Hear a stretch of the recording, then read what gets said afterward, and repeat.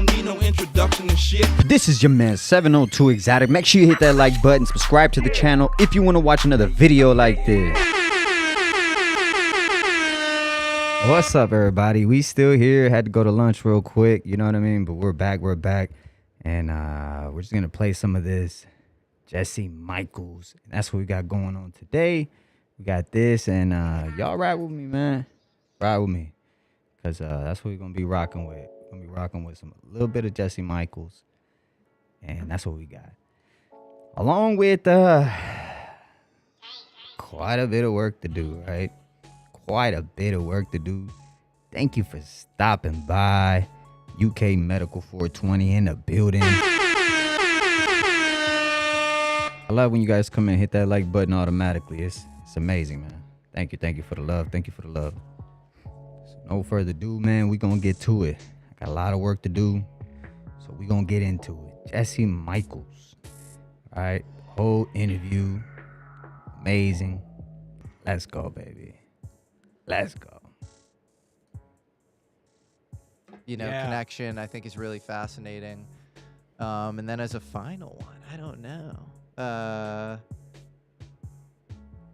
I'm interested in the 1897 one. I don't think there's a ton of evidence. Yeah, I don't think there's a ton of evidence. I mean, that wouldn't be one of my highest kind of conviction ones. I don't know. What would you say beyond that? Yes, sir. Aztec, up. Magenta. Yeah. Going right.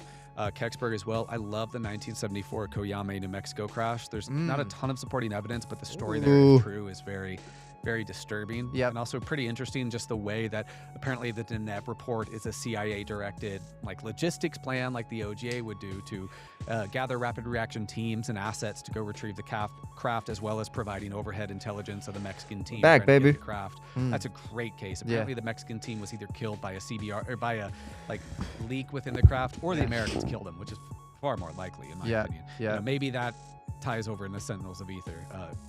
Kill other Allied soldiers in Coyame, Mexico. Wow. Oh, interesting. It might have been right about 51. that. Cryptic. I'm gonna. By the way, I'm gonna go with 5 with Wiggins. Yes. Okay. I was gonna say. I don't know Wiggins up there. Yeah. Wiggins up there. There's a ton of rich stories. Because Wiggins alive. That's rare. I'm thinking about 1 through 4. You don't have anybody alive talking about the retrieval. No. Wiggins. I mean, that seems like super. You have a person who was part of the retrieval. For real, he was definitely part of the retrieval. I think that the Jake Barber thing is really interesting as well. I want more details there. Right. I wish he could have shared more. He's said he's held back more than he's said, which is frustrating. But as another one, I'd throw in Kingman, of course, with Dr. Wang. Oh yeah, Kingman. Kingman's a great. Kingman, Arizona. That's not that far from here. And how Steinman writes about Wang also being involved with the Aztec crash, and how Wang is this figure that you can never really track down besides some right pat stuff. He died pretty early on. What an incredible. That's an amazing story. So you have our Operation Upshot Knothole, which was a test in 1953. I think it was a Nevada test site, right? Or Arizona. It was Arizona. At least should be going down in Arizona. Nevada, but the crash ended up occurring in Kingman. I'm pretty sure it did. I think you're right. Yeah, it occurred just across. Yeah, it was close, but yeah. And then that's Arthur Stansel. Yep. Who has records to show him at Wright Pat. Yeah. Wright Airfield at the time. Yeah, and Operation Upshot Knothole. And Operation Upshot Knothole. He was there, and they were testing I believe part of Operation Upshot Knothole was how the surrounding environment would get affected by these detonations. They would blast nukes from artillery. It's crazy, and it was surrounding neighborhoods. What happened? Yeah. It was really crazy. That was about the time we'd blow up atomic weapons and send in army regiments right after the blast. So nuts, man. So he is then what is it, blindfolded? I'm gonna take he's out, he drives let me take out the music. into So I don't like Arizona, the music. and then he sees a really little hear it too low. beam in a cot It's gonna or be better. something. Yeah, that, it's like a makeshift tent that there's a tiny little brownish bean, possibly charred and mangled, because he was sent in to do ballistic trajectory analysis. That's right. Because the craft had theoretically impacted at incredible speeds and disrupted much of the surrounding area, but the craft itself wasn't damaged. And the craft itself, I think, looked like 2 pans fused together. And so Arthur Stansel, on record at Wright Pat. And then here's what's really interesting. Eric Henry Wing is this sort of famed guy who's head of special projects at Wright Airfield. and I believe he studied in Vienna with Victor Schauberger. Yes, he did. Yeah. Really interesting. Yeah. This famous kind of Austrian, naturalist who believed in this impeller propulsion system and had his own flying saucer designs. And there's this question of like, did Eric Henry Wang exist? And you have some evidence that maybe he did exist. Yeah. For Oh, sure. yes. He existed. He existed. If you look through the DTIC, the Defense Technical Information Center, you can find actual, old engineering documents with Eric Henry Wang on it. Oh, But we damn. might have a new kind of break in the case of actually finding photos of Eric Henry Wang Oh, damn. at Wright-Patterson back in the 1950s. If we can do that, I think that would be get those photos and actually put kind of a face to the name And Right. location. and location. And That's going to location, open up yeah. new avenues That's a big of deal. exploring Wang. And I was maybe playing a little coy. I could say definitively he was real because I have a researcher friend who's in touch with his daughter Yeah. now. So like, yeah, he was a real guy. And then here's what's really interesting about that William Steinman book, Aztec. Mhm. He says that Eric Henry Wang was erased from the internet. He was the only guy that when because Steinman was a great researcher, my he would go goodness. knocking on Yeah. everybody's door. And he was trying to figure out what was up with this Eric Henry Wang guy who was head of special projects at Wright Airfield, then gets moved to Kirtland Air Force Base. Yeah. And he's like, who is this guy? Sandia. Yeah. Yeah, now Sandia. And so he's like, what's going on with this guy? And he keeps getting these slaps on the wrist, like, don't look at him. Don't look at him. He goes, I figured out he reported to a guy named H.A.K. Yep. And guess who H.A.K. is? Kissinger. Yeah. It's Henry A. Kissinger. And there was like a source that Steinman was talking to had information about Wang that went cold on him and all Mhm. that. Well, he showed up Maria Wang. I believe he met Yeah, his wife. Yeah. And Maria Wang, like, I think it flipped on him or something. Yeah. Steinman is a treasure. Can we, the Aztec book, how Steinman went to Colorado through court records to find out how Gebauer and Silas Newton were unfairly attacked in their court case is astonishing. Silas Newton and Leo Gebauer were convicted of fraud for perpetuating a doodlebug device, which has very real historical significance in anti-submarine warfare detection in World War II spearheaded by Vannevar Bush. But that even in their court case, there was a similar, not the same device supplanted into the court case to kind of frame them as kooks and frauds. And Steinman did all of this. He went through. He was also a pioneer talking to Eric Walker. He was a pioneer on numerous cases. Numerous cases. And even Scully, the case behind the flying saucer, like the, kind of original, like archetypal UFO book that outlines this kind of Aztec crash. He was trusted with a lot of like celebrity, sort of like really sensitive information. Yeah.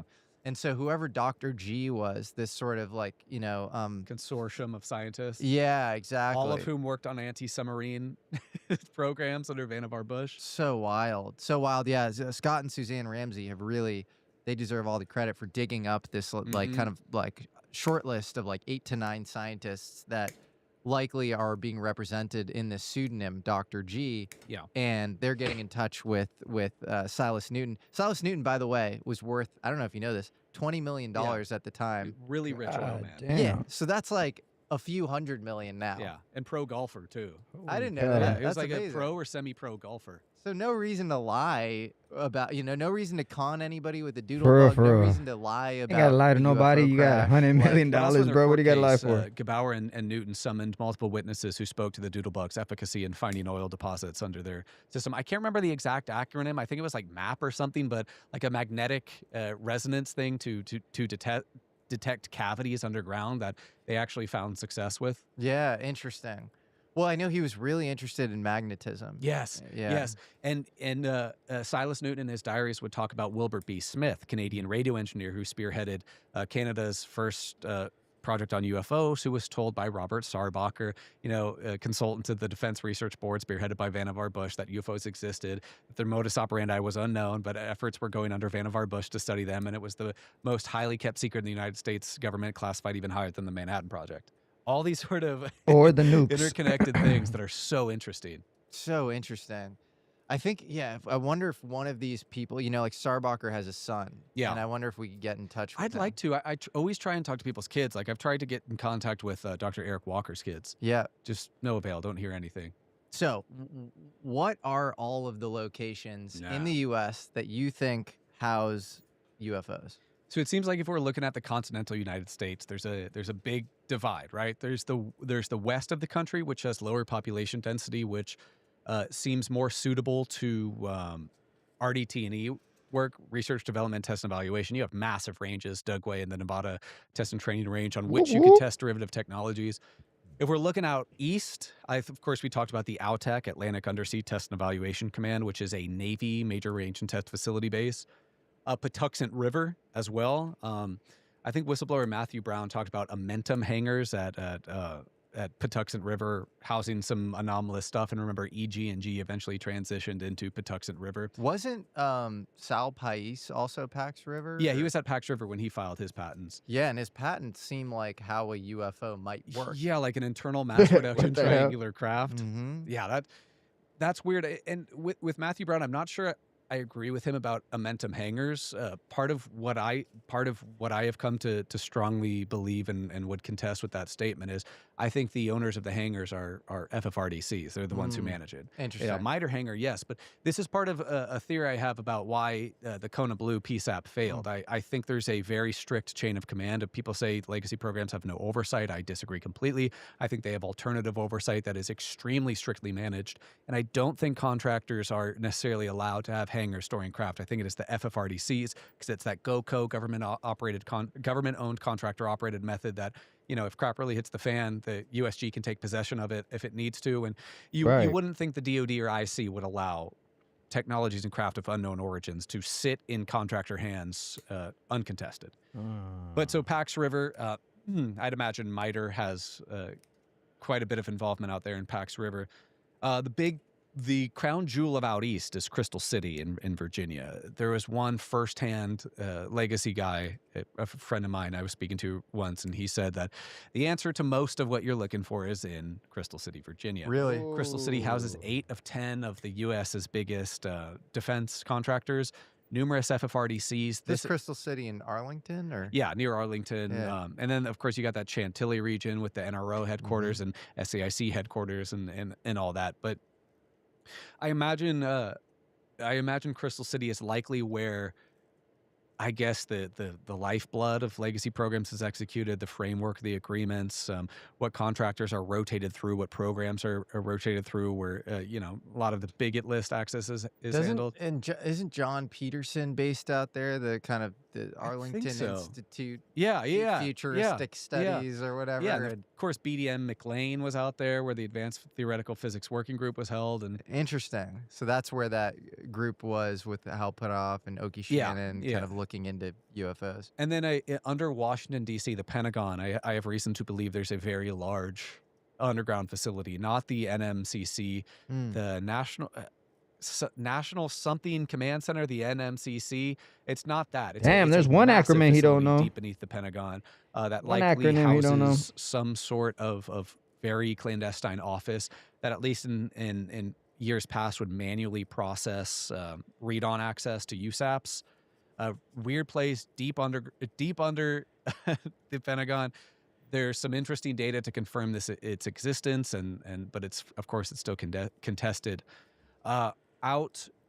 And then, of course, lastly, we have the Y-12 complex in Oak Ridge, Tennessee. Which, hey, Sean Kirkpatrick, why did you run to Oak Ridge after you fled from Arrow? Why did your position, which was like, director for intelligence programs, Cannon, get set. Similar to that, why was that pulled off their page? And why in 2025 has Sean Kirkpatrick's LLC, Nonlinear Solutions, subcontracting under MITRE for U.S. Spacecom? Yeah, it's so clear that Arrow was like basically counterintelligence. Oh, absolutely. And Jim Lukatsky sort of said that.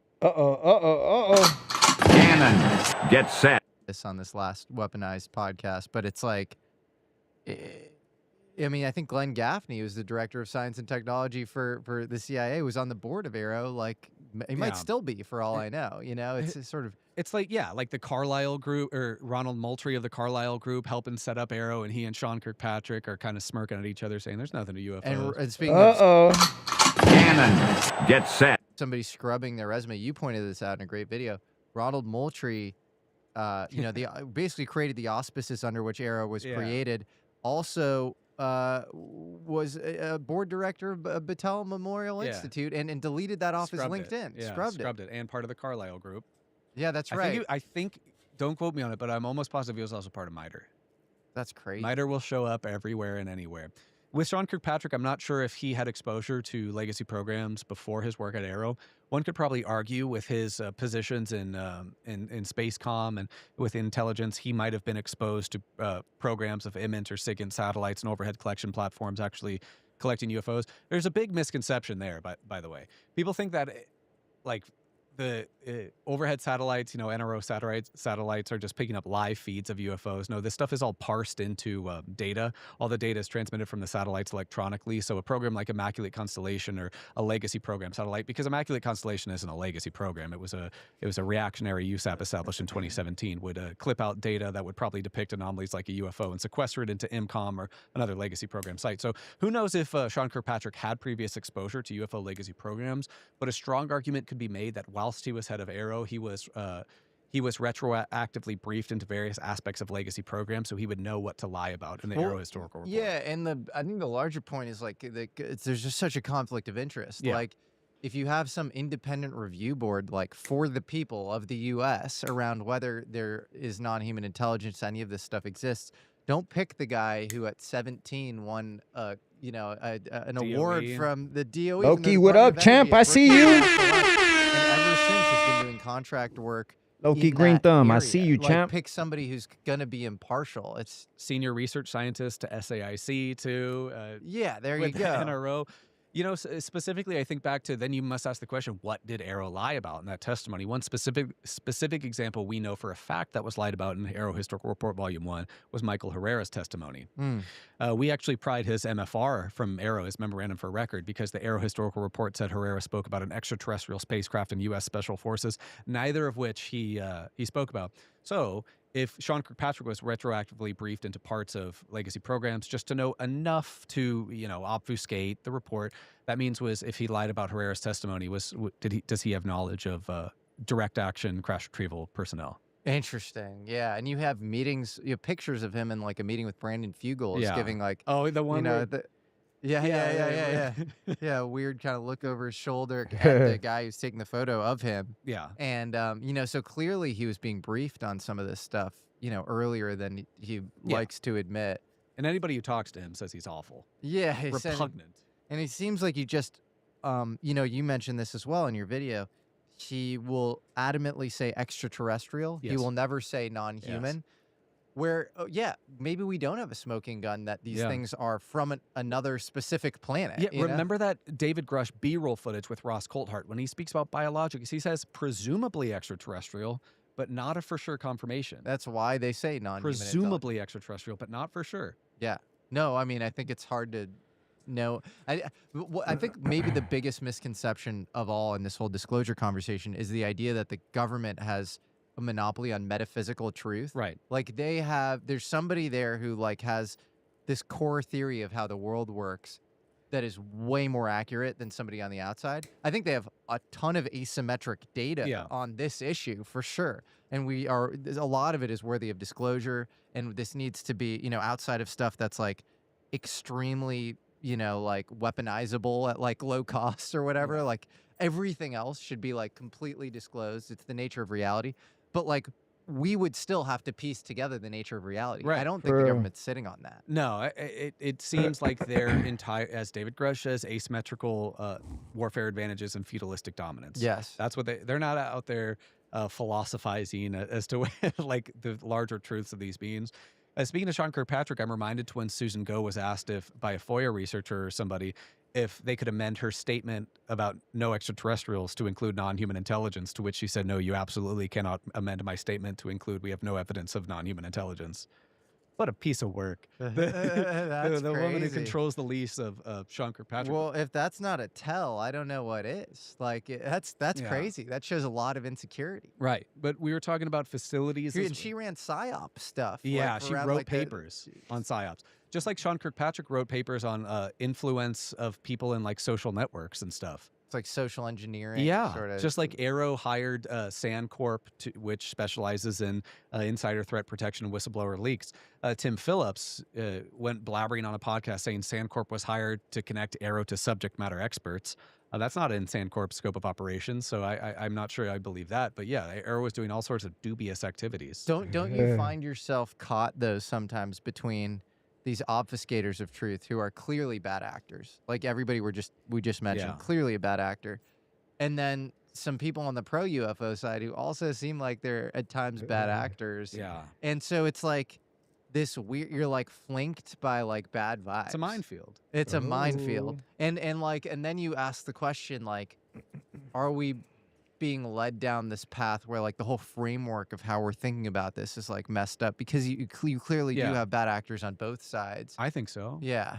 Controlled disclosure. That's why, like, if there's one person whose word I would take at face value, it'd be David Grush. Yep. He does not seem to be giving some sort of limited disclosure. He seems watching anything with him, you can get a very clear depiction of what his character is and how his brain operates. That's crazy. And you can kind of infer exactly why he's doing what he's doing at great personal cost to himself, kind of directly answering as much as he possibly can, speaking on all aspects of the subject, non-human intelligence, presumably extraterrestrial, how these programs are funded, and so forth. And well, I think on the per David Grush, most of the whistleblowers, most of them, and there's probably some exceptions, These all my are good actors. Yeah, Because the whistleblowers. A lot, like the guys, especially who like experienced a thing or like haplessly they were tasked to investigate a thing, like David Grush, or they, and they like fell into like seeing things that they couldn't look away from. Right. Or folks on the SSCI, I would put in that category as well. The Senate Select Committee on Intelligence, who are tasked with investigating this. Absolutely, people like Kirk McConnell and some other staffers, and who, definitely knew a lot about these things and provided a real pipeline from legacy programs to Congress so that these guys could show up in skiffs and stuff. For sure. And then at the same time, there are all sorts of weird, guys who like they pop up in like the pro UFO world, and then they're also doing some other sketchy stuff in Intel world, and you're like, limited disclosure, promising researchers and folks various things, and then doing other things, and it's just it's kind of a mess. It's a mess, and all I'm saying is it's like, I think it's easy to go after the obfuscating guys ad hominem, and then it's harder to go after the pro guys ad hominem. Because, like, I think both of us are, like, pro-disclosure. Yes. Hominin. So I'm like, if you're going to... Sorry, I don't know that word, hominin. Can anybody put down in the chat what it means? I'm sorry, my bad. Like, the way he used it. Be like I think both of us are, like, pro-disclosure. Yes. And so I'm hominem guys ad hominem, and then it's harder to go after the pro guys ad hominem. Because, like, I think both of us are, like, pro-disclosure. Yes. And so I'm like, if you're going to be, like, a weirdo... Andrew, I got a question. He just said this word name, or this word.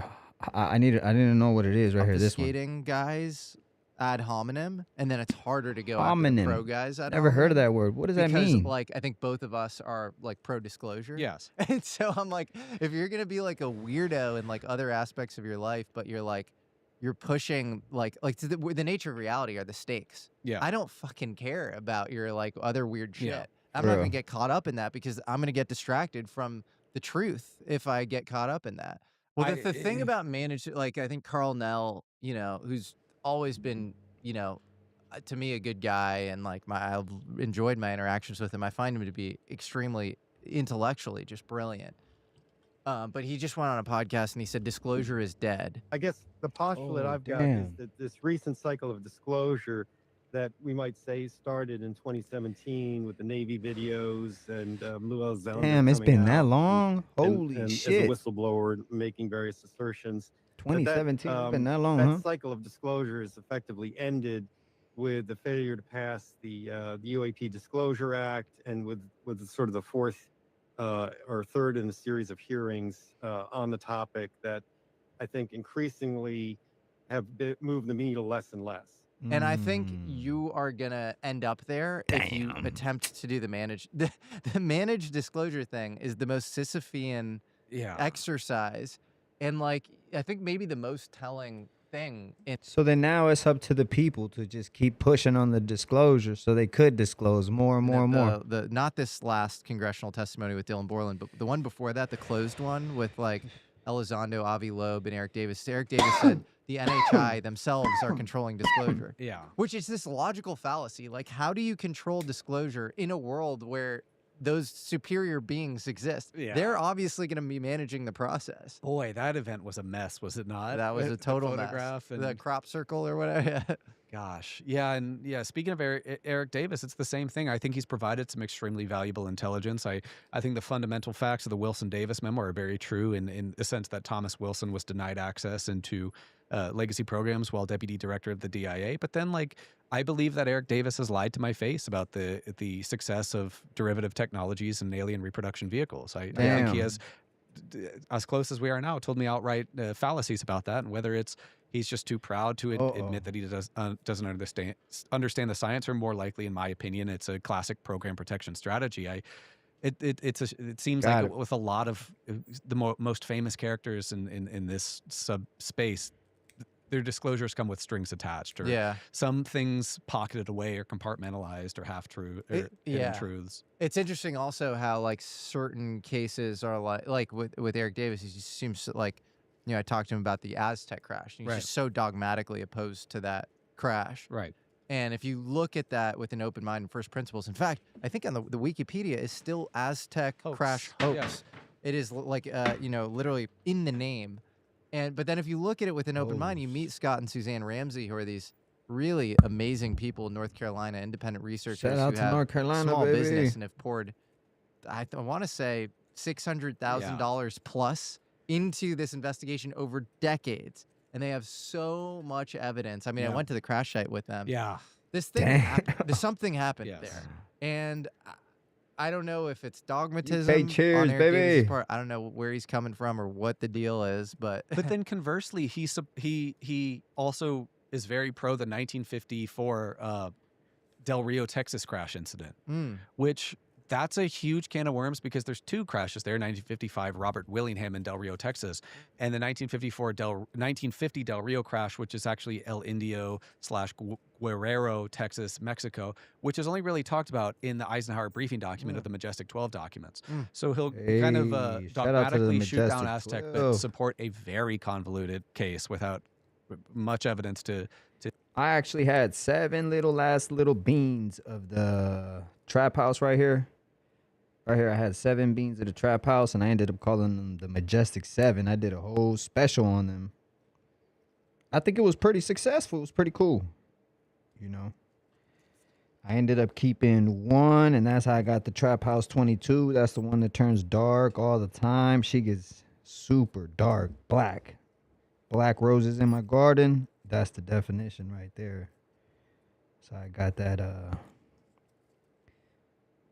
of the Majestic 7. To support or even investigate or chew into it. Yeah, it's tough. I mean, it's funny. You got me thinking when you asked my top 5 crashes. Like, the confidence level drops off a ton for me after maybe number 7 or 8 or something, because you have all these like Leonard Stringfield cases with like it's just pseudonyms, and you're like, I don't know, you know, like even you know, even the Lawrence Livermore thing you mentioned, like, you know, maybe that has, you know, a name attached to it and a guy in, you know, 1990 or 1 or whatever that, you know, came out, but it's some of these crashes just feel like really like you know, the Magenta thing. I now have Marconi's grandson, but we have no living witnesses of this crash. Yeah. It's just it's tough with some of these things. It's the same thing with Ryan Wood's excellent book, Magic Eyes Only. There's really intriguing cases that, you know, likely have some validity to them, but there's not enough to really sift through and chew through. There's not enough people to speak to. There's not enough named characters. I mean, I'm sure there's quite a few crash retrievals in Ryan Wood's book, Magic Eyes Only, that are legit. There's just not enough information to parse through or form a strong opinion on. Yeah, exactly. It's tough. Well, do you think like this feels like it can't be containable over a long enough period of time? Like, I guess this brings like this other like kind of more like deeper ontological question of like, are there like reality gatekeepers, like where these crashes happen and like, okay, maybe we have some immaculate constellation, the NRO has like, first access, eyes on all this stuff. Then maybe you have some like OGA style thing through the CIA. Maybe it's not OGA, anymore, but like, some rapid response teams Yeah. or whatever. Right. Like say you have all of that, you Right. would still expect some really hard concrete proof in the form of materials ending up in civilian hands, like at some point soon, Yeah. So yeah, I would hope so. I don't know how likely it would be that a bunch of civilians are going to come upon a crash retrieval. You know, maybe most crash retrievals occur today because the craft are shot down. do you think that's the case? I think that it's likely many of them are, but then there's also like the donation hypothesis of craft left Yeah. for people, and why are those left in the middle of the desert? I was just gonna say that. Like, what if we get a crash that's just so goddamn big that there's no way they can hide it? Like, this just taking up like hella parts of the desert, right? And inside this craft, it just gives us so much technology that it's just revolutionary to the world. Like, it just changes every goddamn aspect that we review everything, right? Like, it allows us to broadcast in different ways. It allows us to do so much things. I honestly think that might happen right there, and I think that's how it's gonna have to happen. The only way that some big ass craft just like lands in the middle of the desert and shit, and then, but what do we got over here? And then we all find out together, right? What's inside. That's the only way that they're gonna be able to. I feel like that's the only way the people are gonna accept it without tripping out, right? Just let it be known, so when the next craft happens, we all find out at the same time, Desert and so forth, and then maritime crash retrievals that only, like the Baltic Sea anomaly, if that's a craft that only like well-equipped, well-funded organizations are going to be able to retrieve. And I genuinely think that since the 1960s, that NRO and other combat support agencies like the NGA, and then direct action elements like tier one adjacent asset. Like, if there's a craft as big as a football field or something like that in the middle of the desert, how are they going to just pick it up and like a retrieval, right? Like the retrieval program that has to go pick that up. They can't just like get an 18-wheeler out there, It's almost like a stranded whale, right? A stranded whale. Everybody's gonna just be looking at it like on the side of the road, right?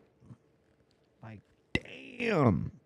And CIA elements and all sorts of intelligence and DoD elements will be first on the scene, even halfway across the world. Yeah. If there's a crash in India, in the mountains of India, I think the U.S. is going to get there before any sort of local authorities or local on-site personnel. Do you think why do you Cannon. Get set. think the U.S. is so far ahead of other countries when it comes to disclosure? Like, it feels like Russia, China have said very little about this stuff. Is it just kind of an open system, closed system China, thing? they'll just kill you. Right. And also, like, I think that the way Let's go back. Because China, they'll just kill you. have said very little about this stuff. Is it just kind of an open system, closed system China, thing? they'll just kill you. Cannon. Get set. Right. And also, like, I think that the way. But why isn't because more institutional components of the United States have started to push disclosure? Why is there no one in China being like, maybe this would actually be good for us to have some sort of like limited disclosure? Maybe Like we talked about the managed disclosure people in the U.S. Why aren't there equivalents? Maybe they're in still China? on the back foot. Uh-huh. Maybe they're still trying to adapt reverse engineered technologies to their ISR platforms into night airspace. Maybe they know, because of just how spying and infiltration works, that the U.S. is far more advanced. So if they open up the can of worms and we have a global disclosure, sure, Russia may have a couple Tic Tacs up in their mountains, and China may have some recovered vehicles and made some progress in adapting electro-optic cloaking, but they know that we are the big baddies. And Damn. if the whole can of worms is open, we are positioned as the global superpower for the next We are 10,000 the big years. baddies. Interesting. Yeah. It stands to reason if these countries know they're on the back foot, which of course they would be, because there's been a lot of political instability in Russia and China over the years, without the same sort of access and superpower leading that we have had. I mean, for example, the U.S. has been the big bad political superpower. So, with Five Eyes retrieval groups, we have elements all over the world where if a craft crashes, we probably get first dibs. Yeah. Damn. Do you think, because you could make a flip side argument Oh, to the that, which is Freeskies. like you have strong men like Putin and Xi. Xi named himself dictator for life, I think, in 2016 or something, where there's this long planning element, this long time horizon ability to make decisions. I think in China, it's like reinstate the sort of celestial empire in 2049, obviously there are plans to probably overtake Taiwan in like the next few years, maybe. And Laugh out loud. That's why China has a bigger space station than us. Let's go, champ. And so in the U.S., you have like this kind of temporary temp that gets into office. Maybe they get 2 terms if they're lucky or whatever. So do you think there's John Alexander, who's in and around UFO lore like up to his neck, and he said that the Majestic 12 and like the elite governance systems around UFOs are kind of like almost euphemisms for continuity of government programs. So this idea that, I think in Eisenhower's time, you had the 5412 committee, which is this interagency coordination committee to kind of allow for plausible deniability if the president wanted some dirty work done that he didn't want to be involved with. That turned into, I believe, the 303 committee, the committee of 40. Do you think, and then we hear about people like Dick Cheney, Henry Kissinger, these types who like, if there was a government behind the government, those guys would be involved in that government. Like Kissinger was doing all sorts of rogue shit, was playing Nixon like a fiddle. Damn. You could say the same thing with Cheney vis-a-vis Bush and American foreign policy. Do you think there's a government behind our government doing the long time horizon planning on the UFO issue? Probably, because in the way legacy programs work, it's a parallel chain of command and parallel chain of oversight that exists right next to the executive branch, possibly partly within the executive branch, within U.S. DoD IC systems, self-funded intelligence agencies. They can do what they want. They don't adhere to the whims of the president. So by all intents and purposes, these if you look at Catherine Austin Fitts talking about $17 to $21 trillion embedded in the U.S. black budget just since like the 1990s alone, the legacy programs are better funded, better technology, more powerful than the United States government. So this essentially is a shadow government and like a deep state. Cannon, get set. For all intents and purposes. And maybe that is also why Russia and China are far behind us on the topic. There seems to be a far more homogenous group within them. Xi Jinping Drock, they're challenging your statement there. and Putin are like the monoliths of those countries. Those two are probably spearheading their own respective countries' reverse engineering and retrieval programs. The U.S., our government is kind of on its heels against this parallel system that can control these programs, that can harness U.S. assets whenever it wants in theater or at home, can fire on other blue assets and can fund itself better and faster and can infiltrate anywhere and can deploy men at arms. It's very disturbing, the implications of the power of legacy programs. Yeah. So we mentioned a lot of these places that probably house UFOs, and you talk about historical corroboration for that. What about places in the United States that house alien bodies? Are you confident in any of those locations? Probably, by its description, that would probably be Dugway. Okay. That'd probably be one of the biggest places, as well as maybe like Fort Detrick, Maryland, wherever there's Battelle and some of Battelle's like biological focused FFRDCs. I can't remember the acronyms right now, but wherever Battelle is located, I would highly believe that these are the places where bodies are stored. Historically, bodies were kept on ice at Wright-Patterson, flown from Roswell, but with the evolution of legacy programs, which is very scary to think about. There are probably laboratories that house deceased non-human biologics. Are you in touch with anybody who has seen an alien body? Yeah. And what do they say about the bodies? Well, and are they cryonically frozen, or like these people weren't like abducted? They're like seen in a government context, like these bodies are being stored. Retrieval. Yeah. What always or during a crash. What always comes up is the gray aliens. The grays. It's a very like the wraparound eyes. Those are the ones that get the most. Black eyes, gray, tan, brownish skin. It's that's the common specifically trope. In an egg. Yeah. In a manned egg that somebody was present for a retrieval for. So What about Damn. not on a retrieval? What about these bodies stored in military facilities? Have Yeah, you a talked? place out in California, Oh, an unnamed place, a place that doesn't have its own designation. I don't even know who the heck runs it. whoa! Like one of those in plain sight things, and like corporate. Can you say where? I'm not sure exactly where Okay. SoCal region, not Antelope Valley, but Antelope Valley probably deals with tech more. But And you think they're, and do you feel confident in this whistleblower, or not whistleblower, this person who's contacted you? yeah, that's the person I would like stake my like entire rep on. Can you say anything high level about them, or They don't want to be talked about. Okay. Not at all. And I gotta respect that. Sure, sure, I- sure. I- Did you get in touch with them, or did they get in I got touch in touch with you? with them. This person's a personal hero to me, and I just gotta. Okay. If they don't want to be talked about, I Yeah. must respect. Well, it's a good sign that you're not, I think you have to be skeptical if somebody inbound hits you up more than if Yeah. you reach out Oh to them. yeah. 95% of the people I speak to, I have sought them out. Mhm. That person who I talked to you about that was on a cross retrieval team or claimed they have. I spent a year trying to track them down. Damn. Wow. And they do not want to be contacted. It takes months and months to form a relationship with these people. I know it's a good sign when I contact them, and I'm usually really upfront with people, and they just say, "How did you get my name? Who are you?" and stop talking to me. Yeah. Yeah. Well, it's like they're not denying the claims, and Yeah. they're clearly like they know they were involved Where a in lot some of crazy shit. a lot of them are smart, and at first will say like, "I have no knowledge or like what you would expect to find on the terms and conditions, Yeah. like an agreement for an Apple product. Yeah. I have no knowledge of extraterrestrials. I have not seen bodies, nor have I seen craft. I have not been to military installations or disclosed unauthorized disclosures." Yeah. This is kind of a crazy question, and maybe this is self-defeating for me, but I feel like it's an important question to ask because it's hard for me to comment on my own stuff. I'm probably biased somewhat, and I want to respect anybody that comes on the Yeah. show. Who do you think is the least believable person that's come on my? Yeah, thank you, Jesse Michaels. I asked Jesse Michaels if I can play that on my podcast, on mine, YouTube and podcast. He said, "Yeah, man." He's like, "Yeah, go rock with it, man. Rock with it." My show?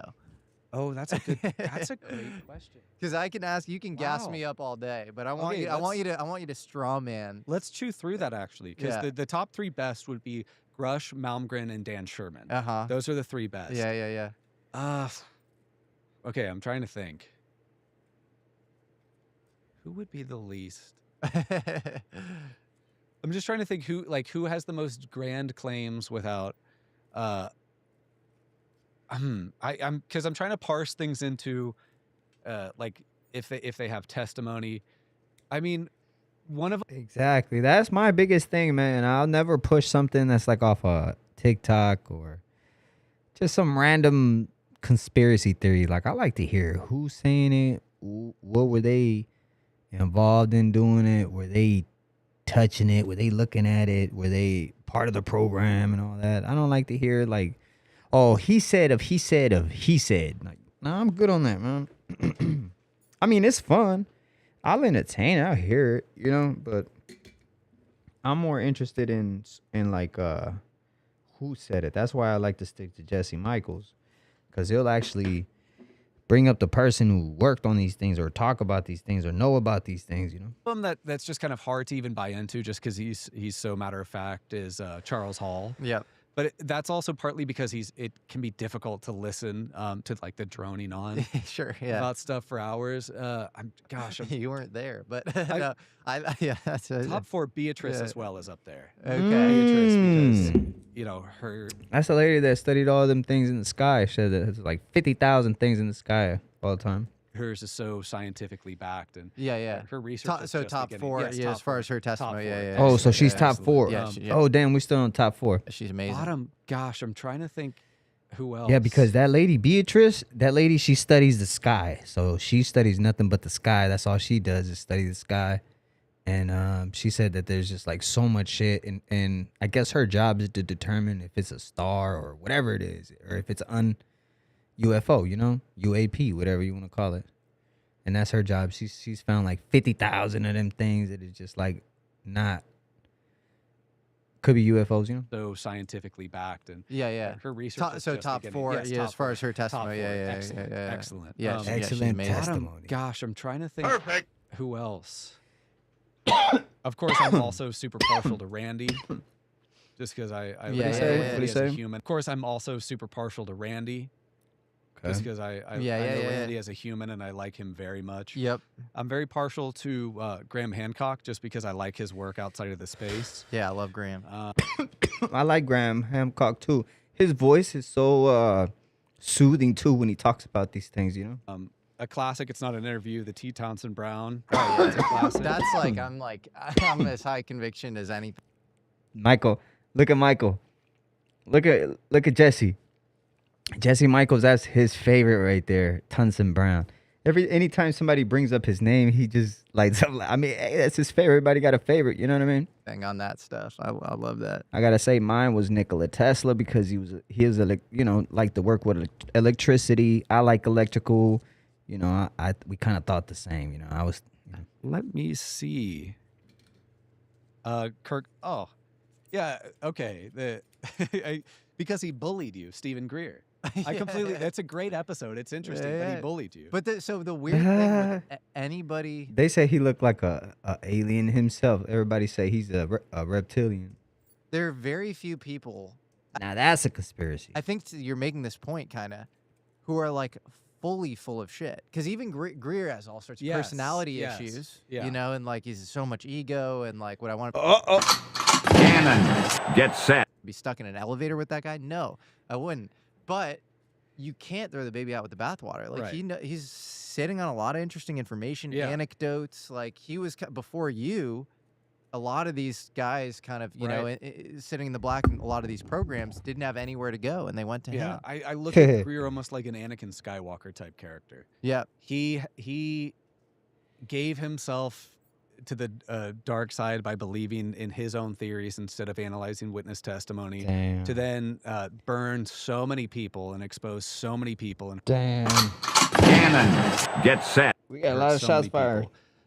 What he started off with, I think, was incredibly noble intentions and true. Yeah, that's a good point. Everyone's testimony, I got to kind of look at and be interested in. I think a lowest credibility side of firsthand witness encounters right now for me is probably Charles Hall, just because it's hard for me to sit through and parse that story. Yeah, that was a tough one. I mean, I sat through, you know, that was even longer than we discussed, but I wanted to make it digestible for the audience. And it was, I was like, this is so like, he would just go on. I mean, at one point he goes, and I hurt my knee, and then the tall whites flew me from Area 51 to Area 52, and then Area 53, and I was like, your knee got hurt, and it was used to like a hell evacuate you out of like the range you were at. After I thought I'd broken my kneecap and then it healed up, there was the next morning when they came down to get me and take me up to their base up at Air. Yo, I remember this interview. That's crazy, yo. Say what? Area 54, F53 to see if I needed a surgery on my knee. And was it the tall whites? Yeah, and when I got up there, the American generals were there and medical people were up there too. And I didn't, I just bruised it. Maybe it's similar to like a Jason Sands type story where there's an initial exposure that's interesting, that there's something there, and then they just continue to expand on it to where the story kind of gets out of control. I don't think you can easily, I mean, because there are also people online saying like he was not in the Air Force. Right. BS. Yeah. He wasn't in the Air Force, and I have you have his DD-214, you have certificates and stuff. Like he was definitely in the Air Force. They and I think he was a weather observer, sure. and I think he was based at Area 51. Yeah. And then I think he was too. and then beyond Area that, 51. yeah, it's like hard for me to believe he was like hanging out with these beings Right. for as long. But I mean, then there's clearly he's very neurodivergent. You know, clearly. So it's tough. It's tough. You know, my point being, I would agree with you on that, but it's also pretty hard to definitively write him off. Right. Also, it's like, you know, and there are people online trying to do that. I'm like, you can't do that either. You have to contend with the, you know, it's just they seem a little beyond belief to me. Yeah, But what's frustrating is if he had encounters with beings Yeah. on Area 51, and that was the extent of it, right? Maybe something like Corso said in his manuscript where he encountered a trapped being who said, hey, lower the radar so we can get out of here.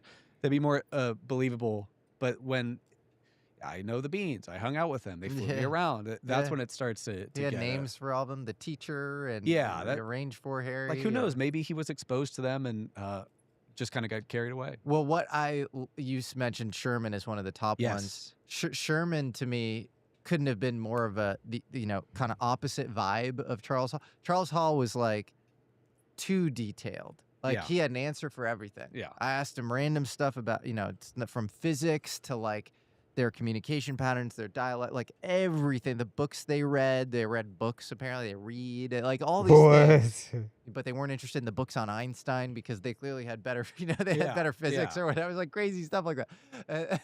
Like he had an answer for everything. Sherman, to me, pattern matched so much to somebody telling the truth because I would tell him like open source stuff that would support his testimony. I'd be like, this guy Noah Roddick actually FOIA'd, this independent researcher FOIA'd Project Preserve Death. Wait, let's go back. Or Roddick actually FOIA'd, this independent researcher. This letter is a final response to your 27 July 2023 Freedom of Information Act. Request for requested information on Project Preserve Destiny. I can't see the other thing right there because I'm covering it. Let me pull it down. After a careful review of your request, we have determined that the information you are seeking falls under the purview of NSA. Therefore, our office has referred your request to NSA for their processing and directing response to you. The NSA is responsible, according to the email, for this program. This is an admission because of this program wasn't real. They either would have maintained the denial or possibly misdirect me to some other made-up I can't see the rest of it, but I see program indicate the program is real. So I guess that's him requesting to see if he could talk about the actual information, and they're not letting him in a way, right? They're just saying that we don't have nothing to do with this. You got to forward it to someone else, giving him the runaround pretty much. Researcher FOIA'd Project Preserve Destiny, and the FOIA was sent to the Air Force, and the Air Force forwarded it to the NSA. Yeah. Basically, which if we can confirm his name wasn't mentioned, like that's kind of a smoking gun that this program existed under the purview of the NSA. So, and he goes, oh yeah, cool. He goes, oh, you did that? Great. Like he didn't give a F. You didn't care at all. And it was, to me, I'm like, oh, this guy's so comfortable in his own, like he knows what happened to him. He's not trying to signal anything. He's the opposite of a Greer who's constant. There's so much bluster. Yeah, he doesn't have an answer for everything. Doesn't have an answer for everything. Yeah. What does that you and I mean? have a mutual friend who has had decades of experience in electronics intelligence, and he sat both of us down separately, and we talked both. We didn't know we had both spoken to him until yesterday, but. And I think we can say his name because he's on Twitter supporting Sherman. Oh, okay, So, yeah. okay. Dan Howd. Yes. Yes. I talked to him at Seoul, and we were talking about Project Preserve Destiny, and he sat me down and talked to me for a very long time about how Dan Sherman's discussion of various ELINT systems and knowledge of ELINT systems and process of ELINT, electronic intelligence, is just beautifully on the money. Yeah, there you go. Man, that's and hard. like This. just a beyond reasonable casual guy, and would say, I think the details might be fuzzy here, and I might have hard. gotten that a little bit Hard wrong or nuggets. whatever. And it's like you try remembering something, moment by moment that happened to you 30 plus years ago. Good luck. That's like Waygant in 97. If he doesn't remember something, I say, hey, do you remember the smell? I don't remember. He doesn't remember. Yeah. And Bob Lazar, same thing. My details get a little fuzzy here. If they don't, then you're lying. Right. You know? Yeah. If you That's a worse signal. It's just like Sherman showed such restraint to even say, like, I don't really know what these beings I was getting downloads from looked like. Yes. Yeah, totally. And then what's wild is the base he was at. He took a photo of it, and it's in above black. And we reversed, me and my researcher reverse image searched it, and we figured out it's San Vito di Normani, and that's in southern Italy, and we called it out, and he goes, yeah, that was the base. And so like you write the book expecting for people not to be able to find it, because you don't really have the internet, in popular use back they then. found that least. shit. now we did. So everything keeps seeming to check. And then the final thing I'll say about that one is, and I hate doing this, but a guy who doesn't want to go public also, but very high up in like extremely credible position. Say them who names, I man. wish I could say who it is. You can take it with as much of a grain of salt as you want. Yeah. You can not care that I'm saying this, whatever. But he corroborated a bunch of details around the Sherman story as well. So I really, hold that in high esteem. It's interesting that people have likely been interfacing with these non-human intelligence through telepathic downloads. That's really crazy, but it's really interesting, and it holds a lot of water. Strange world. Damn. Strange world, a lot and of water. do you know who Puharich is? Wait, Andrei wait. Puharich? Early architect of MK Ultra. He had these sort of machines that I think were kind of similar to what Dan Sherman was using, where you would hum a tone in your mind, match that to the tone you're hearing in these headphones, and that would get you into this locked-in telepathic state. Whoa. And he had this camp in upstate New York, and all these quote-unquote space kids would go up there and channel what he called the Nine, these alien beings. And he was a contractor for the CIA. Wow. And that work definitely became classified and went somewhere. Yeah. And I think it probably went into Project Preserve Destiny. Wow. Yeah. Wow. So let me ask you this in kind of a similar vein. Right now, because Chris Ramsey asked me a similar question. I thought it was a great one. Right now, if you were in charge of assembling 5 witnesses for the next congressional hearing to make it the best one that's ever happened, to deliver their testimony, it could be 5 minutes, it could be 3 hours. So what 5 people would you choose? Oof. Well, goddamn you, for one. Could they be just anybody? Like anybody? Yeah, let's go non-hostile witnesses. So you can be like, Bobby Ray Anman. Okay, yeah, right. So That's not a separate question. Yeah. Well, the separate question is top 5 people you deliver a fat interrogatory tour Oh. to basically extract their testimony. So they have good intentions. Yes. Okay.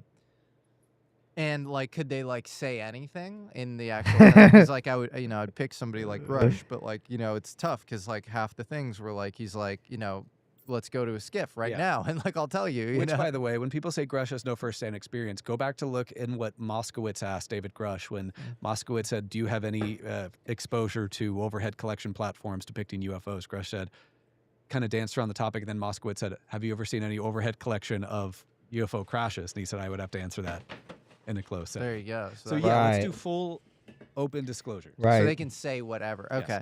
I mean, that's funny because my mind goes to some of the people who I think don't have the best intentions, but know so much clearly due to their background.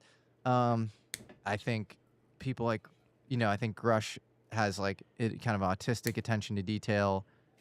Hundreds of pages that he gave to the ICIG, Thomas Monheim, and has just programs, names, dates, where the bodies are buried. So I'd say him. He could probably go through right now. He could probably deliver the exact specific sectionals and years from which program names were first dreamt up.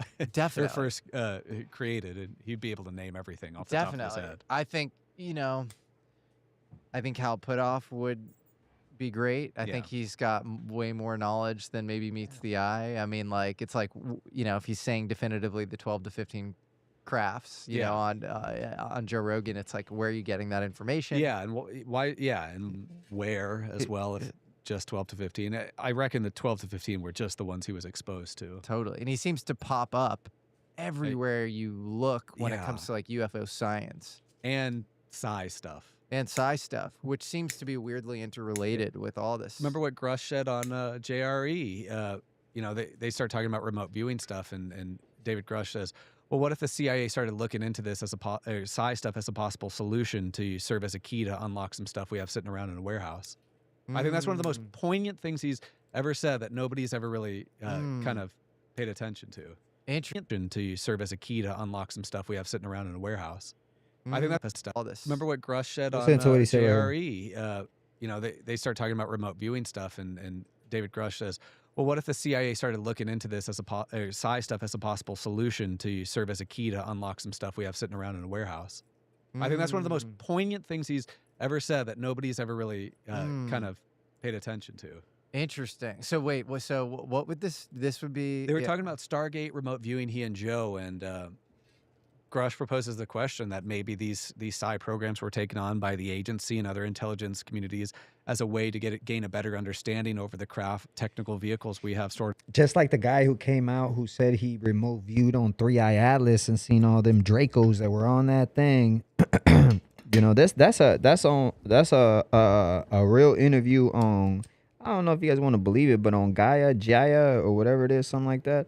But the guy really interviewed said he worked for the government and he would remote view, and that's what 3i Atlas was. That it was full of Dracos that were gonna come and disrupt the planet just so they could take over, but they were gonna disrupt it first and then take over. But our beings here had armed us, helped us out with technology to protect ourselves, right?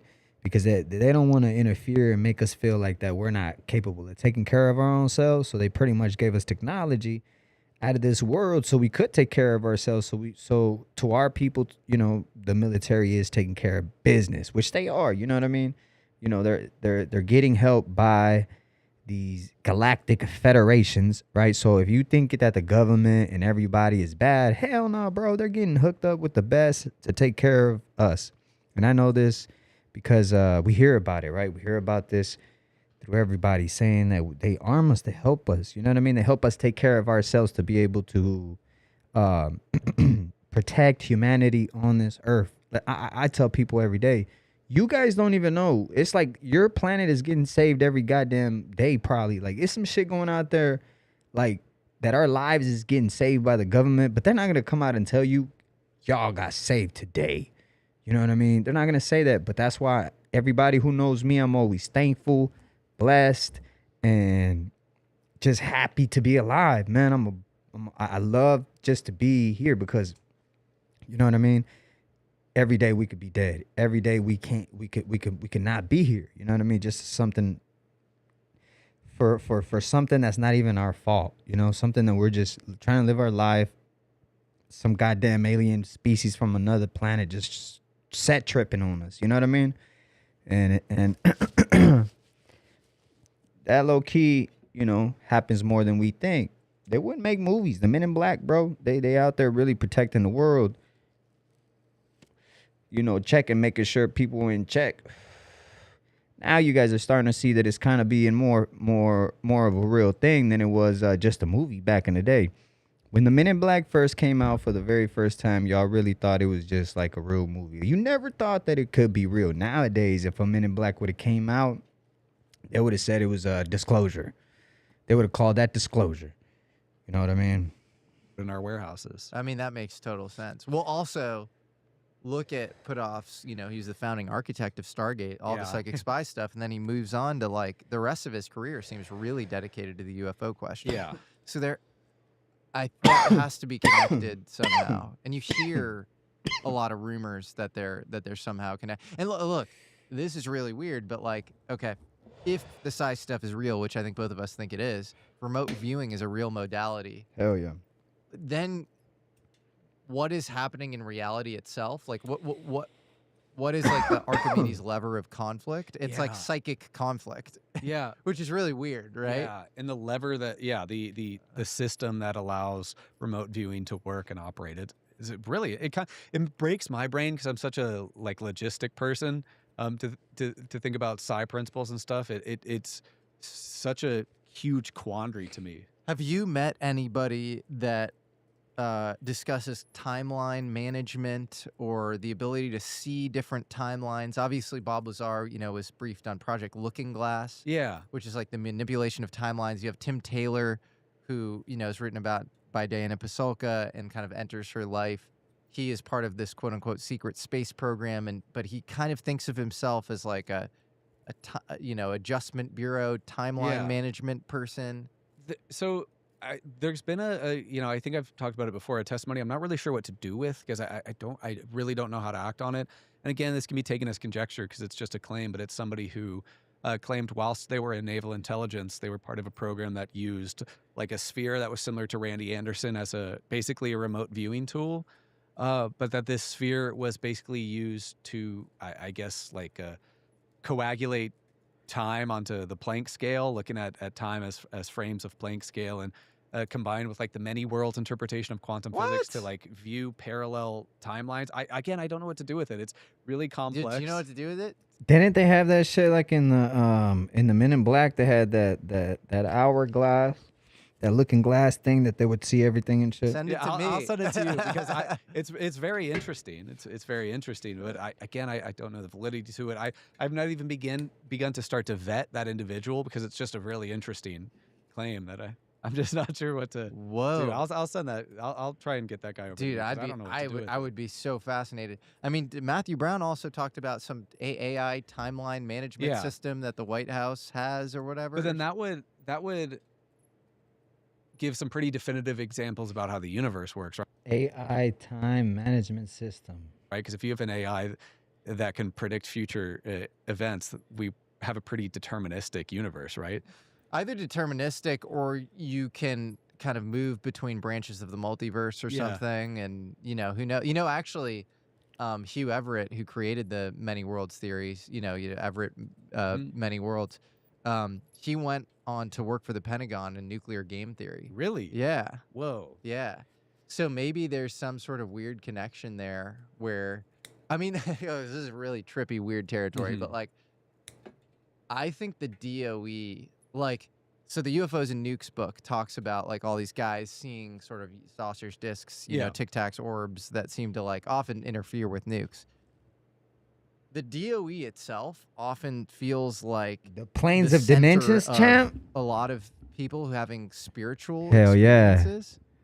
And Thank so you, champ. I wonder if you were to actually like say like the apocalypse isn't some fictional thing, like maybe like multiverse branching is happening all the time, and like there's pruning occurring, and there's certain apocalypses that happen, like in the 3-body problem, and then some survive or whatever. For Like, the DOE would be like the center of that stuff, Right. and so like maybe they're like the most entangled with this like spiritual world, and it explains a lot of the UFOs and nuke stuff. And if you actually talk to Robert Hastings, I had this deep conversation with him, and I was like, how many of these guys have had close encounters of the third kind where they see beings and they themselves have been abducted, not just they're on the base, they've seen stuff or whatever. And he goes, like 7 or 8 out of the 167. Whoa. And I go, did you poll them formally on this? He goes, no, those are just the people who've like come out saying that. So in my mind, I'm like, there's probably like half of them, or more. And he himself has had experiences, as has,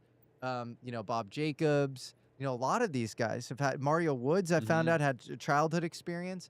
So it's like the people who end up working in these programs are like closer to this like weird celestial realm. Or something. Like I know guys who have worked in the program who have now like become far more spiritual because of their time in the programs, and it's really weird. Like guys who are interested in Diana Pasulka's work and like religious questionings and religious frameworks because of their time in the program. Yeah. It's like, what metaphysical concepts or spiritual concepts are these people either directly or incidentally exposed to while in these programs? And then you have Tim Taylor telling Diana Pasulka, here's the hierarchy of being, and I think it's like alien or non-human intelligence, or aliens or whatever, human hybrids with the beings. Then it's like, intel agencies or whatever, and it's like on down from there. And I'm like, how do you have? Do you think he's legit? Do you think Tim Taylor's legit? He's this NASA mission controller that seems to also pop up everywhere. In this Hell issue. yeah! Also seems to like know all the experiencers. Definitely. Like he knows He's the one- Bledsoe. He knew Charles Hall. That guy right there is the one who's in charge of every single goddamn Tesla launch. He's in charge of every single thing that goes in the sky. And they said that every time something goes in the sky, something shows itself. It just takes a little look to see what is going up, to see if it's got any missiles or anything, and it goes away. Yeah.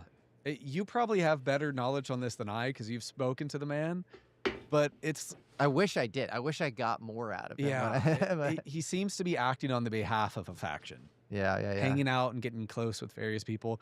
What his deal is, I don't know. The thing that's most intriguing to me are the statements that he walks around with credentials from numerous intelligence agencies and organizations like NRO access, various IC agency access. That's very strange to me. And how he can just kind of stroll in wherever he wants. Yeah, it's strange.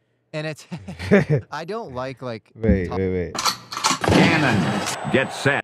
naming too many names, but like, especially if they're Bro, y'all been naming names this whole podcast. not like public figures generally. But I think Bledsoe doxed him, and then Chris Ramsey kind of said it best with Tim Taylor, where he's like, if you want us not to mention you, like, stop doing spooky shit. Yeah. Like, it just shows, like, Yeah. he enters the lives of all of these experiencers. And gets really close with them. Like, Yeah. isn't there photos of Tim Taylor at like football games of Chris Bledsoe's children or something like that? Like, Maybe. he's really. Just say, Chan, what about the 7? Actually, I can't see that part. Oh, what about the 7 virgins of the modern society? We've been on this planet a lot longer than 5,000. Hell yeah, bro. What about the Egyptians and all them people way before us and shit? That's crazy. Be involved in their lives. Yeah. Way yeah. before then. Yeah, I don't know. I So don't know. would Tim Taylor be the third one on your Oh witness yeah, list? yeah. I mean, again, See, Andrew, you know what's up, champ. Between like, Oh, have go. some Everybody go incentive subscribe like, to the not homie say Andrew. Yeah. Oh, go everything, gang and, in the like, what they building. know is Yeah. like extremely high. Yes, So like, sir. if it's like the truth serum test, Yeah. like I do Tim Taylor for With- sure. Like, This platform, full unlimited disclosures of people who have expressed these interest up. in some disclosure, and they get the old. I truth mean, serum. a guy on the good side, I think, or at least good side at the end of his life, was Harold Malmgren, and Yeah. I think he knew a lot more. And this was so sad to me because I thought we had multiple days of interviews that we could have lined up. We did our first interview. His health started to go downhill right after that, Damn. and so we were gonna do like 4 hours, like 3 days in a row Yeah. or something like that. And then This he alcohol. said things to me that like I don't think anybody thought that like whoever the Majestic 12 or group is like had anything to These do shits with get so him. I mean, sticky, it kind man. of makes sense that Bissell would be like a part Yeah. of that or something. But he then says on the phone to me, and I didn't even catch this when he said it on the phone to me because his voice is muffled and he's in the hospital on his deathbed. But he goes, that was when the CIA started tracking me. They put my name in some file, and he goes, them and the Majestic. And then we dubbed the whole thing because he Yeah. had throat cancer 10 years before. And then I see it in the dub. I'm like, oh, like after he passed away. Oh, cancer. Friday, I came to the office. I said, why am I here? I asked for it. And I said, well, who had a record? He said, the day that you met the president of MIT, that day your name went in all the important works of talent that the CIA keeps. That who keeps? CIA. Wow. They, not only CIA, but all the Majestic, all these guardians. They all took it on themselves to protect the world. And it's like, what did he know? You know? With how quickly his health declined, it almost You hear that shit? To protect the world, y'all. That's why I be trying to tell y'all.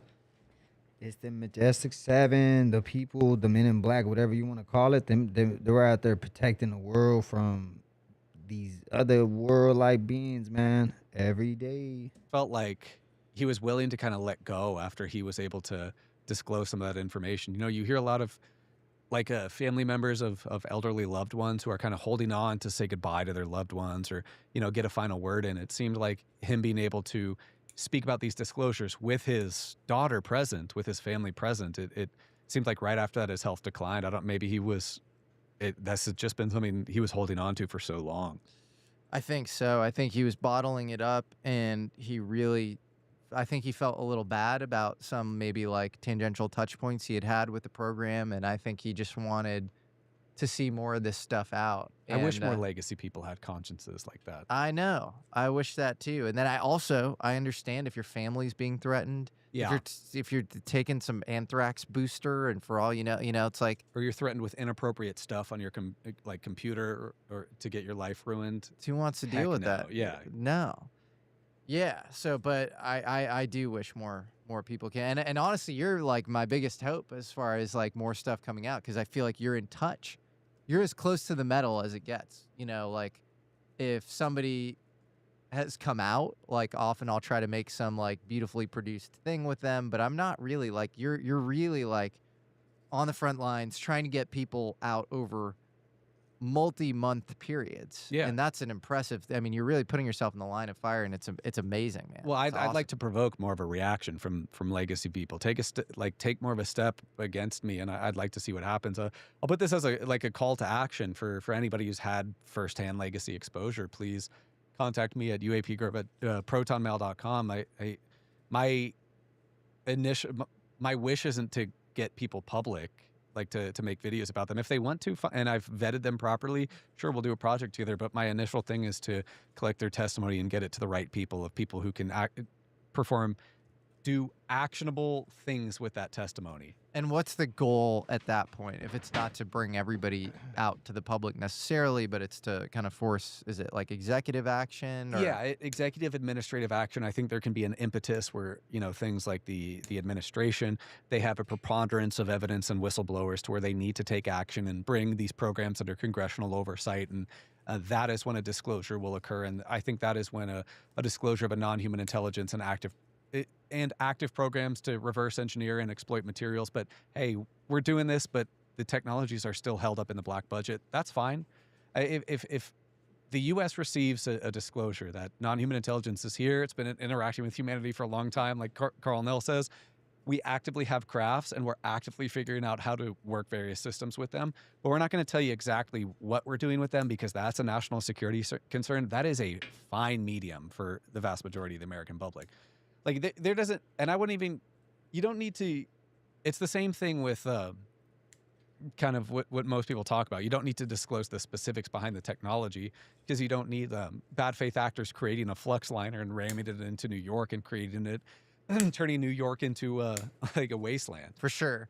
But I would say, I don't know, like I think there are trade secrets, for example, with nuclear weapons, but nuclear physics is like 99% disclosed. Physics about like internal mass reduction and like space-time bubbles and inertial dampening and stuff like that, that absolutely should be given to humanity. For sure. Yes. Like say if you figured out that this like, the quantum gravity stuff is BS, and that actually gravity is not what we think it is, or whatever, because gravity's been this big question in physics for, decades. Huge for like the world, for like our ability to like, kind of manipulate matter and like make the world a better place, and like build, engineering and, medical devices and medicine and not be stuck on these Boeing 747s, 737s where the doors fly off, like it's crazy. So, and so I didn't mean to interrupt. No.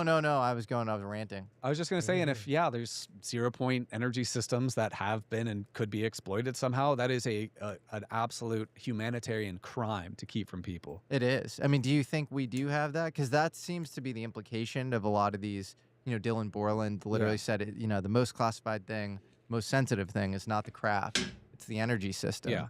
And didn't Jake Barber say with Ross Coulthart he knew about like 0-point energy systems at the very end of the interview, or like just 0-point insane energy systems? I'm almost positive he did. Wow, I don't know. Maybe we talked about anti-gravity, me and him. So yeah, or maybe anti-gravitic systems. It's I mean I think it's likely. Again, I have very poor understanding of physics or some of this stuff. I like the programs. See, I think my base case is they have some weird effects that they know how to get. Yeah. Kind of in little experimental cases. I think the idea that there's a box that could like power the earth in a sustainable way, and it's like hidden in some like DOE national lab or, one of these, containers that you've mentioned. I think that's ridiculous. Mm-hmm. I don't think that's true. If it is true, it is a travesty. And like, The Lost Century by Stephen Greer is like the most important documentary ever or whatever.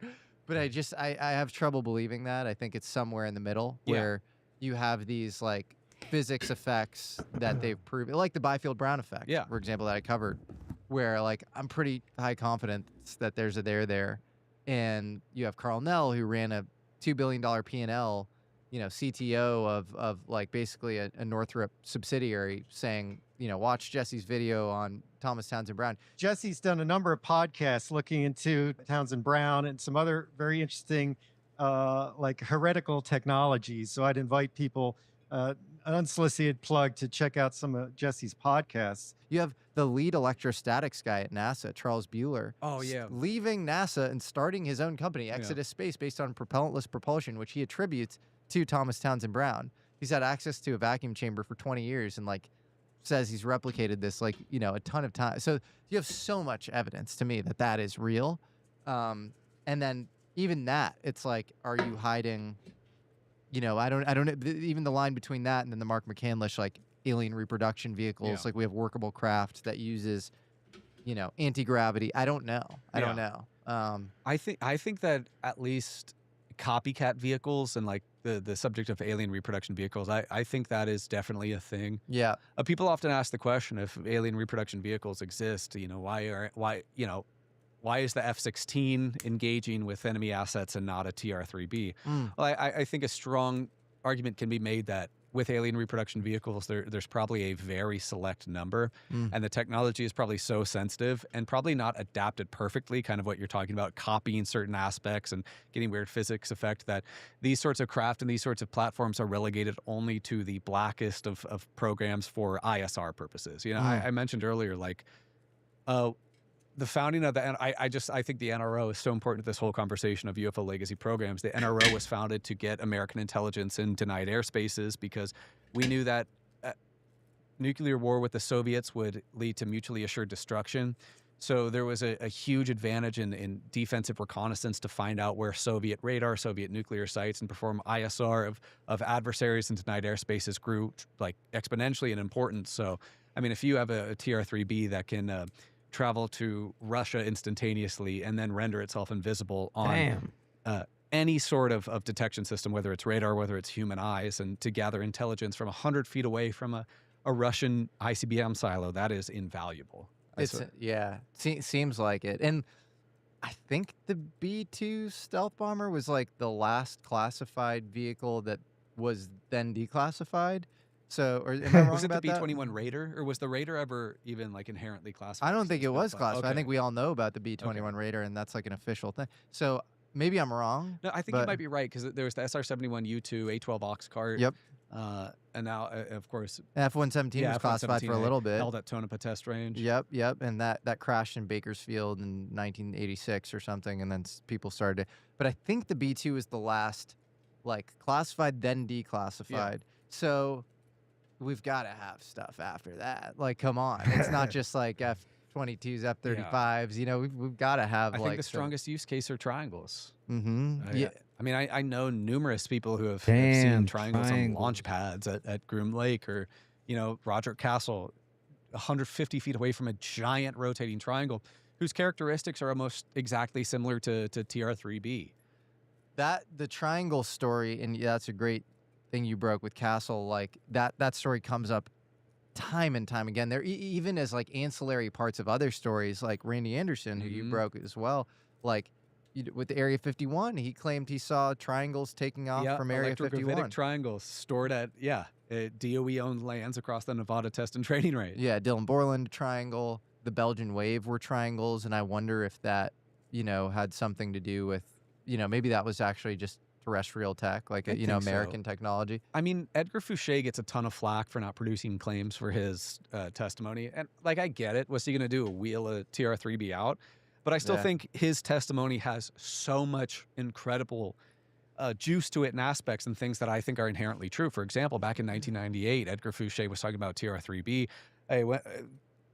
First actually operational models of TR-3B started to kind of fly around in the 90s. From the 70s until onward, it was prototype models. The pilots forum are out of the Navy Test Pilot School out at Pax River, and the AFFTC out of the Edwards 412 Test Wing, which is something that I would come to believe as inherently correct with the testimony of Ed, the lieutenant colonel at the 412. So the Fouché TR-3B is mind-bogglingly interesting. Additionally, he says that the propulsion system was reverse engineered out of Sandia and Lawrence Livermore National Lab. In my framework of UFO legacy programs with FFRDCs, this would make complete sense that high-trust, government-owned, contractor-operated, where the technology is still proprietary government property, like a reverse engineering propulsion system for internal mass reduction would be kept within the FFRDC, while contractors like Northrop Grumman, Lockheed Martin, Teledyne Ryan, would be used as compartmentalized contractors on like the skin of the craft, the construction, Wow. all that stuff. Do we know Damn. that Edgar Fouché worked at Area 51? Yes. So Yes. we have records of that. Yes. And then anything else that kind of backs up the veracity of his claims? I'm particularly fond of his mention of the Men in Black with TREAT, the Tactical Reconnaissance Engineering Assessment Team, and how that kind of ties into weird things about like the Liechtenstein Crown Prince Hans Adams II talking about Albert Stubblebine and his little TREAT project and stuff like that. Wait, what is this?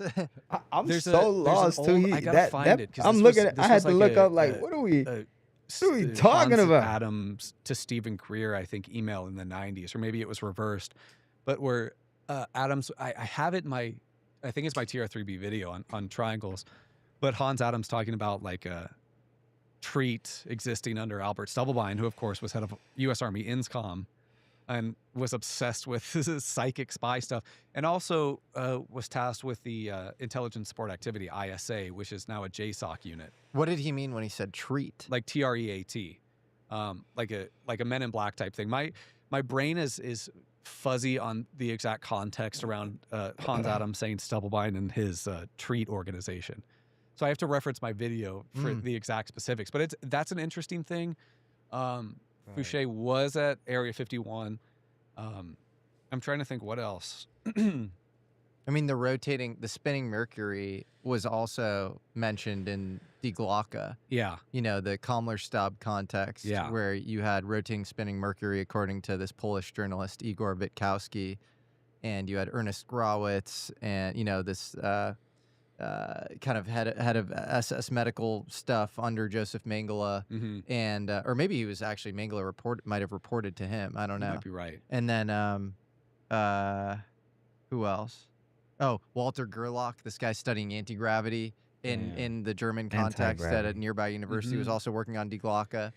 So, and then they had spinning Mercury as well. And then the Vimanas, and they, you know, they're spinning Mercury there. So maybe this is the latest instantiation is the TR3B spinning it could Mercury. Because Fouché was adamant that the TR3B is not anti-gravity.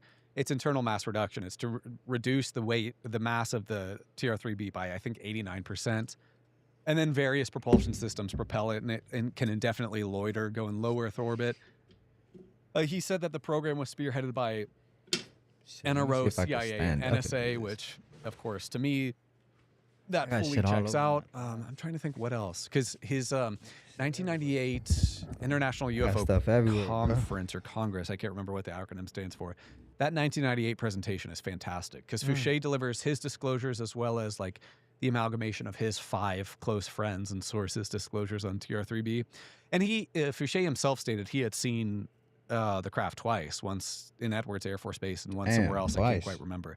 But you know, if I had to bet on one derivative system that we have, it would be the triangle. Put the camera up. It's so confident in the triangle. Shows up everywhere, really does. What do you think of?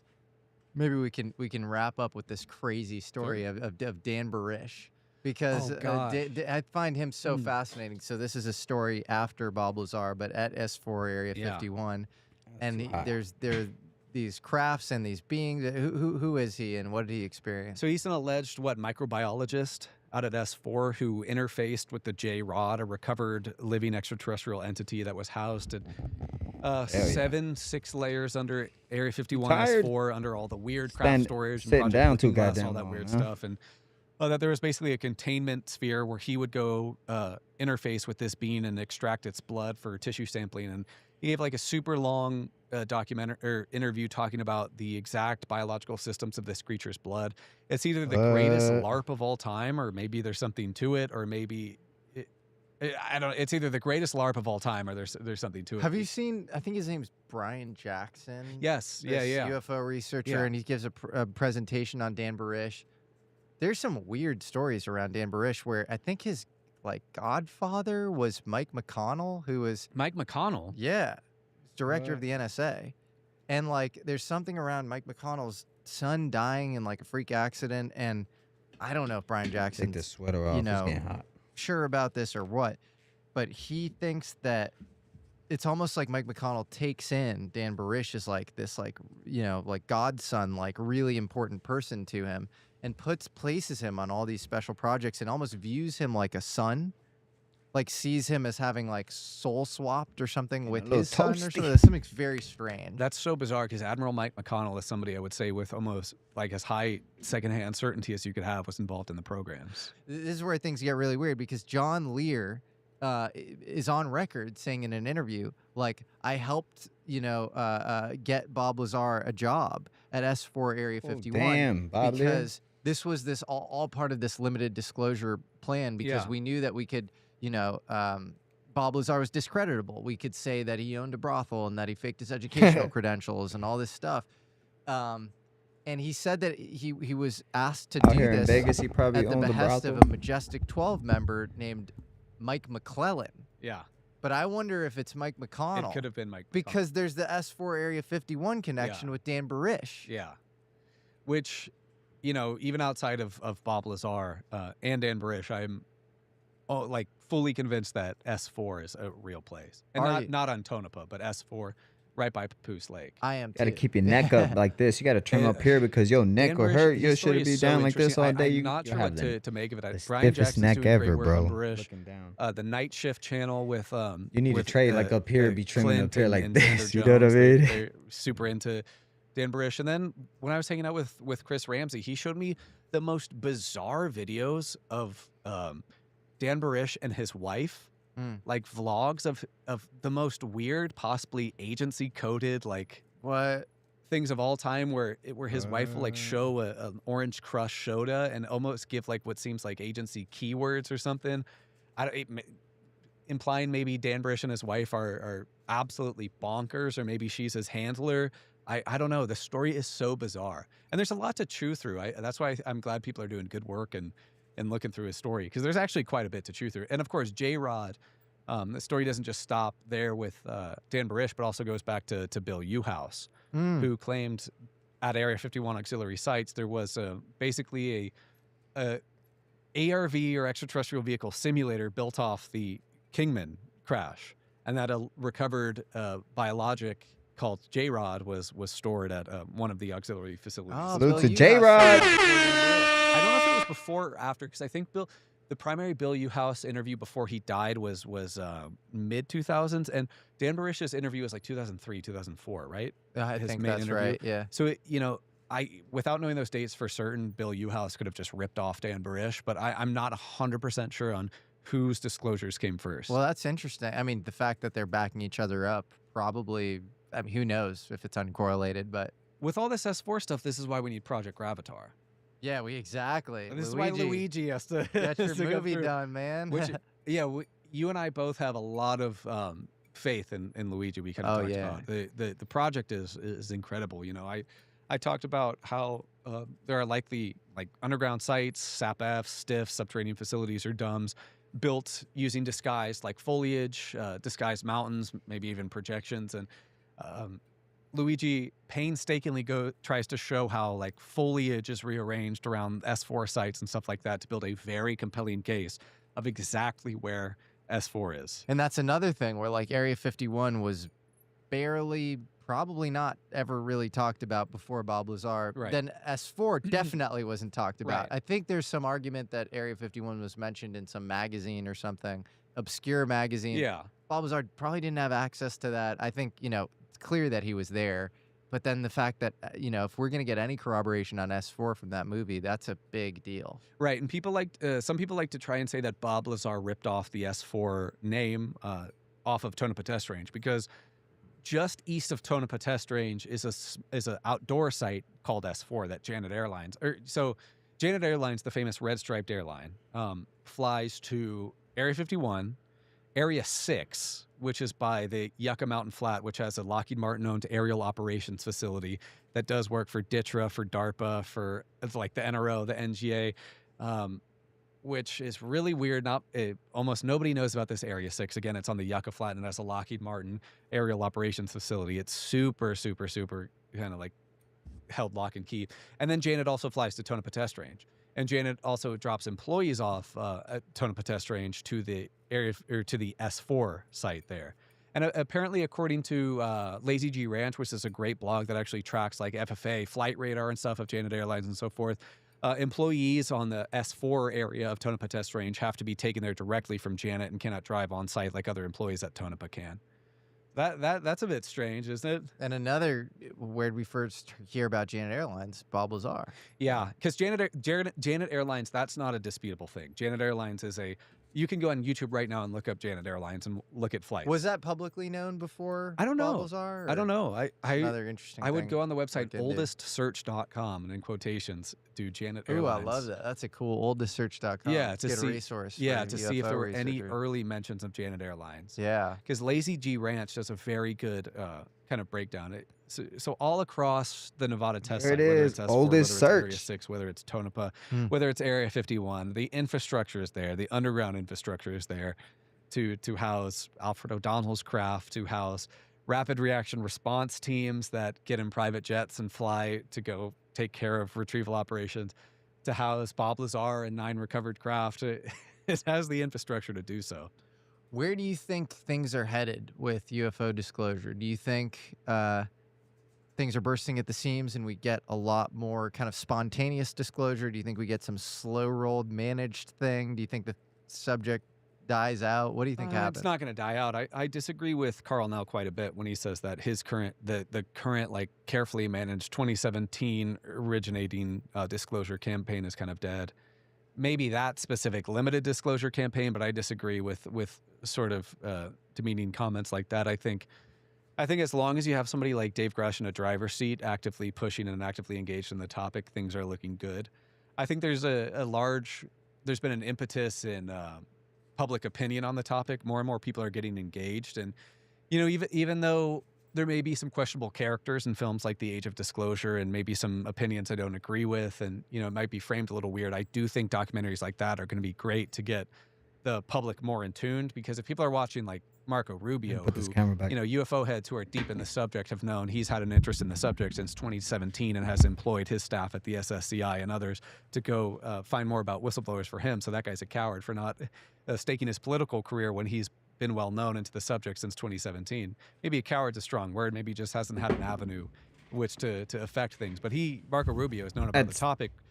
But I had to stand up for a little bit, man. My back was hurting. Goddamn back was getting stiff, boy.